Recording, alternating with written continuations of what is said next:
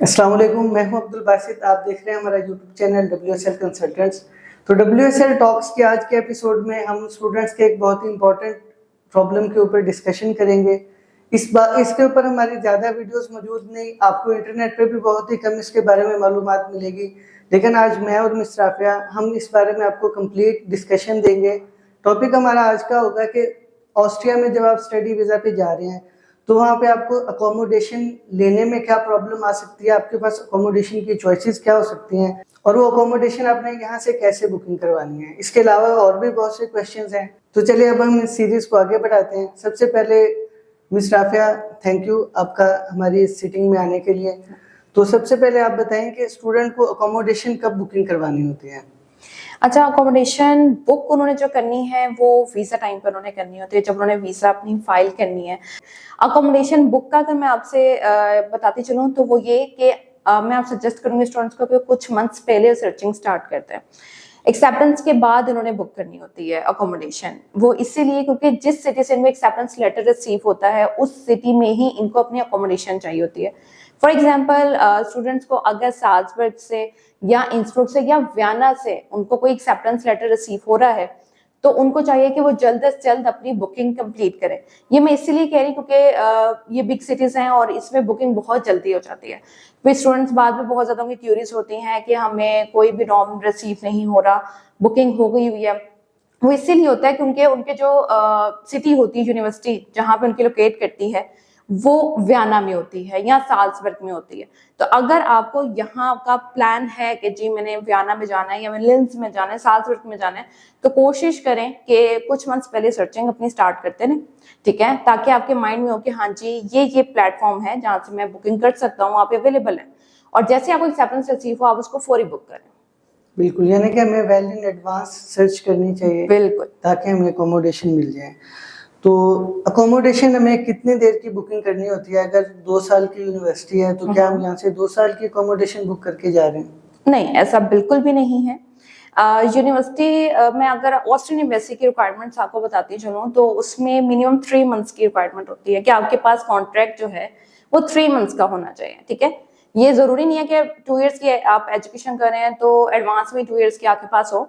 आपने जिस भी अकोमोडेशन प्रोवाइडर जो आपके हैं आप उनको इन्फॉर्म करेंगे मुझे मिनिमम 3 मंथ्स का कॉन्ट्रैक्ट प्रोवाइड कर दें, ठीक है, और आपने वो 3 मंथ्स का कॉन्ट्रैक्ट जस्ट लेना होता है, ठीक है। एडवांस में। मतलब इसके अंदर हम होटल बुकिंग नहीं शो कर सकते वीजा पर्पस के लिए, हमें अकोमोडेशन के कॉन्ट्रैक्ट ही चाहिए। बिल्कुल, देखें अगर मेन आप रिक्वायरमेंट्स देखें ना ऑस्ट्रियन यूनिवर्सिटी की, वो यही है कि ऑथोराइज हॉस्टल्स हों, ठीक है, या शेयर्ड अपार्टमेंट्स हों, आप वहाँ की अकोमोडेशन शो करें।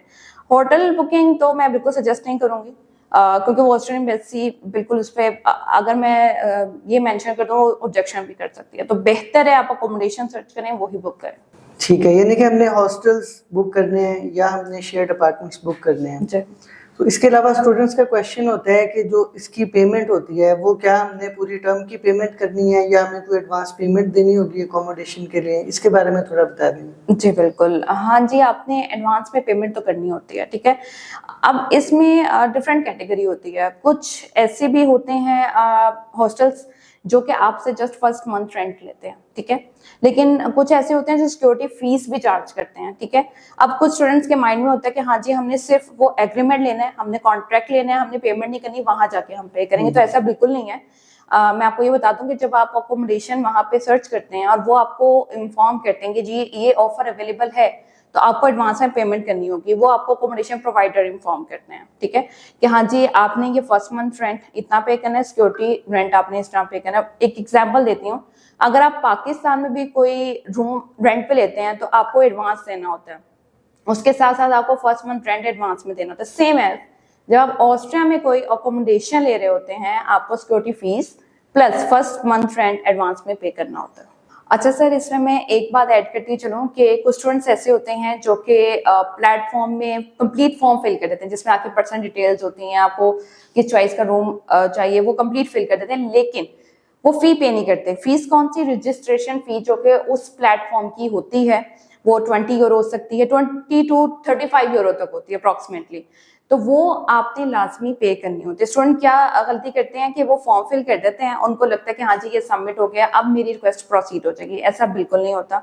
आप जब तक वो रजिस्ट्रेशन फीस पे नहीं करेंगे आपकी रिक्वेस्ट प्रोसीड नहीं होगी। इसलिए कोशिश करें कि वो उस प्लेटफॉर्म की अगर 20, 35 जितनी भी फीस है वो कंप्लीट आप करें, ठीक है। अब स्टूडेंट की ये भी क्वेश्चन होता है कि हाँ जी अब मैं पाकिस्तान में हूँ, मैं उस फीस को कैसे करूं। तो वहां पे लिंक अवेलेबल होता है उसी प्लेटफॉर्म में, ठीक है। उस लिंक पे क्लिक करेंगे, किसी भी डेबिट क्रेडिट कार्ड के थ्रू आप वो पेमेंट कर सकते हैं। जब आपकी पेमेंट डन होगी फिर आपकी वो रिक्वेस्ट आगे प्रोसीड की जाएगी। ठीक है, ये बहुत इंपॉर्टेंट इन्फॉर्मेशन है। स्टूडेंट्स आपने ख्याल रखना है कि अगर आप सारा प्रोसेस कर लें, एंड पे आपको पता चले आप एलिजिबल ही नहीं है, तो कोशिश करें वेल इन टाइम उसको स्टार्ट करें, और वो जो फीस है वो अपने लाजमी पे करनी है। और इसमें मैं थोड़ा ऐड करता चलूँ, हम पहले इस पे वीडियो बना चुके हैं कि जब आपने अकोमोडेशन के लिए पेमेंट करनी है तो आपने ख्याल करना है कि आप ऑथोराइज चैनल और ऑथोराइज जो है वो अकोमोडेशन प्रोवाइडर उन्हीं को पेमेंट दे रहे हैं। बाद औक़ात क्या होता है, स्टूडेंट्स फेसबुक से या अनऑथोराइज चैनल से स्कैम करवा जाते हैं। वो पेमेंट जो वो भेजते हैं उनको लग रहा होता है कि जी हम अकोमोडेशन के लिए दे रहे हैं, लेकिन वो किसी फ्रॉडस्टर, किसी स्कैमर को चली जाती है। तो कोशिश करनी है कि पेमेंट ऑथेंटिक प्रोवाइडर को ही दे दें। जैसे आपने बताया कि हमें अकोमोडेशन जो है वो एक्सेप्टेंस के बाद बुक करवा लेनी चाहिए, और अगर ऐसा हो जाए कि लेट्स सपोज अकोमोडेशन की बुकिंग नहीं हो सकी, और अगर ऐसा हो कि आरपी की अपॉइंटमेंट डेट गुजर रही हो, तो क्या हम विदाउट अकोमोडेशन आरपी सबमिट करवा सकते हैं फाइल अपनी? नहीं, बिल्कुल भी नहीं। आपकी देखें एक ऑस्ट्रेलियन एम्बेसी की प्रॉपर वीजा रिक्वायरमेंट है, ठीक है।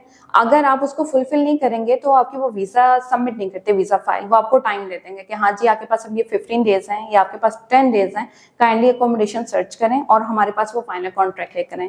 यानी कि वीजा रिक्वायरमेंट्स में उस चेकलिस्ट के अकॉर्डिंग अगर आप कोई एक चीज में मिस करते हैं तो वो आपकी फाइल सबमिट नहीं करेंगे, ठीक है। वो आपको कहेंगे कि काइंडली आपने ये अपना डॉक्यूमेंट कंप्लीट करना है, यानी कि ये एक कंपल्सरी पॉइंट है, आपने अकोमोडेशन कॉन्ट्रैक्ट आपके पास लाजमी होना चाहिए। ठीक है, यानी कि अकोमोडेशन बहुत वाइटल डॉक्यूमेंट है। ऑब्जेक्शन से बचने के लिए स्टूडेंट्स को चाहिए कि उसको टाइमली अपने डॉक्यूमेंट को कंप्लीट कर लें। ठीक है, तो जैसे यहाँ पे हमारे होता है, कुछ यूनिवर्सिटीज़ के अपने हॉस्टल्स होते हैं, कुछ यूनिवर्सिटी के बाहर प्राइवेट हॉस्टल्स होते हैं, तो क्या ऑस्ट्रिया में भी यही सिचुएशन है, हमें यूनिवर्सिटी के भी हॉस्टल मिल जाते हैं वहाँ पे? ऑस्ट्रिया में यूनिवर्सिटीज के हॉस्टल्स की बात करूं तो बिल्कुल यूनिवर्सिटीज के हॉस्टल्स अवेलेबल होते हैं, ठीक है। लेकिन मैं ये बताती चलूं कि यूनिवर्सिटीज की ना एक प्रेफरेंस होती है, मतलब वो मोस्टली ईयू स्टूडेंट्स को प्रेफरेंस देते हैं, उनको वो अकोमोडेशन प्रोवाइड करते हैं, जिसकी वजह से नॉन ईयू यानी कि इंटरनेशनल स्टूडेंट्स जो हैं उनको वो फैसिलिटी रिसीव नहीं होती। इसलिए वो यूनिवर्सिटी से जरूर कंफर्म करें, लेकिन डिफरेंट ऑप्शंस भी एक्सप्लोर करें, यानी कि शेयर्ड अपार्टमेंट्स, हॉस्टल्स जो भी ऑथोराइज्ड होते हैं उनको सर्चिंग करते रहें, देखते रहें। मोस्टली अगर मैं आपको बात करूँ इंटरनेशनल स्टूडेंट्स की, तो उनको शेयर्ड अपार्टमेंट या हॉस्टल्स जो डिफरेंट हॉस्टल्स होते हैं, यूनिवर्सिटीज के नहीं, जो डिफरेंट होते हैं, वहां से इनको अकोमोडेशन मिलती है। ठीक है, यानी कि यूनिवर्सिटी में फर्स्ट कम फर्स्ट सर्व की बेसिस पे आपको मिलती है, तो आपको उसके लिए बहुत ही जल्दी अप्रोच करना पड़ता है यूनिवर्सिटी को। मिस, जो प्राइवेट हॉस्टल्स की आपने बात की, तो यहाँ पे यूनिवर्सिटी में तो हमें अक्सर, यहाँ पे भी पाकिस्तान में भी यूनिवर्सिटी प्रोवाइड करती है मेस हॉस्टल से जो खाना बनता है, तो ऑस्ट्रिया में क्या सिचुएशन है, स्टूडेंट्स को मिलेगा या वो खुद कुकिंग करेंगे? ऑस्ट्रिया में अगर यूनिवर्सिटीज के हॉस्टल्स की मैं बात करूं तो वहाँ पे दोनों ऑप्शंस अवेलेबल होती हैं, वो आपको प्रोवाइड भी करते हैं और आपको खुद भी कुक करना होता है। लेकिन जैसे कि मैंने आपको पहले इन्फॉर्म किया था कि इंटरनेशनल स्टूडेंट्स को मोस्टली शेयर्ड अपार्टमेंट्स या डिफरेंट हॉस्टल्स में ही मिलती हैं, तो वहाँ पे आपको खुद ही कुक करना होता है, ठीक है। शेयर्ड किचन्स होते हैं और उसके थ्रू आप खुद कुक करते हैं। आप होटलिंग करना चाहें वो भी कर सकते हैं, लेकिन अगर स्टूडेंट का बजट लो है तो बेहतर यही है कि वो खुद कुक करें, ठीक है। इस तरह आपके पास ऑप्शंस होती है कि आप इजीली जो भी आपकी चॉइस है आप उसके अकॉर्डिंग अपने जो फूड है वो कुक करें। बिल्कुल, इसके अंदर फिर आपको हलाल और नॉन हलाल आइटम्स के हवाले से भी यूनिवर्सिटी से आपको मिल तो जाएगा अकोमोडेशन से खाना, लेकिन उसमें फिर आपको ख्याल करना पड़ेगा कि इसके अंदर आप हलाल ऑप्शन हैं या नहीं है। तो कोशिश यही करें कि आप यहाँ से सीख के चले जाएं, तो वहाँ पे एक तो आपकी बजट पे हो जाएगी, दूसरा आपको अच्छा और वेल कुक्ड मीट जो है ना वो खाने को मिलेगा। जैसे कि आपने बताया कि हमें अपने ही शहर में जो है ना वो चाहिए होती है अकोमोडेशन, तो अगर ऐसा हो कि चले हमें यहाँ से अकोमोडेशन मिल गया है, स्टूडेंट वहाँ पे चले गए, लेकिन जो अकोमोडेशन उन्होंने बुक की वो उन्हें पसंद नहीं आई और वो चाह रहे हैं कि जी मैं इसको चेंज करके कहीं और शिफ्ट हो जाऊँ, तो या क्या ये पॉसिबिलिटी है, स्टूडेंट चेंज कर सकते हैं अकोमोडेशन? अच्छा, इसका मैं आपको बताती चलूँ कि फॉर एग्जांपल अगर स्टूडेंट वहाँ पे पहुँच गए हैं, उनको वो रूम जो है वो इतना पसंद नहीं आया, तो वो जो प्रोवाइडर होते हैं यानी कि जो लैंडलॉर्ड है, उनसे कांटेक्ट करें स्टूडेंट, ठीक है। अगर तो वहाँ पे कोई डिफरेंट रूम अवेलेबल हो तो वो जरूर आपको प्रोवाइड कर देंगे, लेकिन क्योंकि आपने एडवांस में एक अमाउंट दी होती है जो कि नॉन रिफंडेबल होती है, इसलिए फर्स्ट मंथ आपको वहाँ रहना होता है, यानी स्प्लिट की ऑप्शन नहीं होती वहाँ पे अवेलेबल। ठीक है, यानी कि आपको पहले से उसमें ख्याल रखना पड़ेगा, अपनी तरफ से पूरी उसकी इन्वेस्टिगेशन करें, पिक्चर्स देखें, लोगों से बात करें, तो वरना फिर आपके पास ऑप्शंस बहुत लिमिटेड होते हैं। अगर ऐसा होता है स्टूडेंट्स के साथ कि उन्हें अपनी सिटी में नई अकोमोडेशन मिलती है, लेट्स सपोज किसी से लेट हो गया है, तो वो अब उसको अपनी सिटी में नई अकोमोडेशन नहीं मिल रही, तो ऐसे स्टूडेंट को फिर क्या ऑप्शन होता है उसके पास? फर्स्टली तो हमारी, जैसे मैंने आपको बताया था कि प्रेफरेंस तो यही होती है कि जहाँ पे उनकी यूनिवर्सिटी लोकेट करती है वहीं से वो अकोमोडेशन। लेकिन अगर स्टूडेंट का सिनेरियो ये है कि जी नियरेस्ट अपॉइंटमेंट है उनकी आरपी के और उनके पास बिल्कुल टाइम नहीं, उनको किसी दूसरी सिटी में मिल रही है अकोमोडेशन, तो वो बुक कर लें। लेकिन क्योंकि अब वो यूनिवर्सिटी से आपका डिस्टेंस ज़्यादा हो जाएगा, आपके ट्रैवलिंग एक्सपेंस भी इसमें इंक्लूड हो जाएंगे, तो आपको फिर बैंक स्टेटमेंट में अपने फंड्स मजीद ज्यादा शो करने होते हैं, ठीक है, ताकि मजिस्ट्रेट को हाँ जी ये इनकी स्टेटमेंट है, ये बाकी डिटेल्स हैं, और क्योंकि अब इनके डिस्टेंस ज्यादा है, इनके ट्रैवलिंग एक्सपेंस में, तो वो भी फंड्स ये इसमें शो करते हैं। क्योंकि अकोमोडेशन एक कंपल्सरी पार्ट है, जैसे मैंने आपको बताया था, तो वो लाजमी आपने करना है। आज आपके पास आरपी की अपॉइंटमेंट बहुत नियरेस्ट है, आपके पास कोई ऑप्शन अवेलेबल नहीं है, तो ये लास्ट ऑप्शन होती है, ठीक है, जो जैसे कि आपने बताया कि किसी दूसरी सिटी की आप अकोमोडेशन कॉन्ट्रैक्ट जो है वो अटैच करते हैं। ठीक है, प्रेफरेबल नहीं है, लेकिन लास्ट रिजॉर्ट के तौर पे आप इसको कर सकते हैं। और फिर आपने अपनी बैंक स्टेटमेंट उस हवाले से अकोमोडेट कर देनी है, ताकि जो आपकी एलिजिबिलिटी है वो आपकी जो है वो ठीक रहे और आपको वीज़ा के चांसेस जो है ना वो मैक्सिमम हो जाए।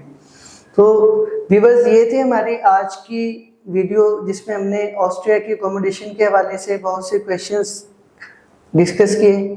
अगर आप ऑस्ट्रिया में या इटली में अकोमोडेशन के हवाले से मज़ीद कोई क्वेश्चन है आपके माइंड में, आप वीडियो के कमेंट्स में बता सकते हैं। हम मज़ीद इसके ऊपर एक और वीडियो बना के आपको इसके बारे में गाइड कर देंगे। तो उम्मीद करते हैं आपको वीडियो पसंद आई होगी। पसंद आई है तो वीडियो को लाइक कर दें, चैनल को सब्सक्राइब कर दें। इसके साथ ही इजाज़त चाहते हैं। अल्लाह हाफिज़।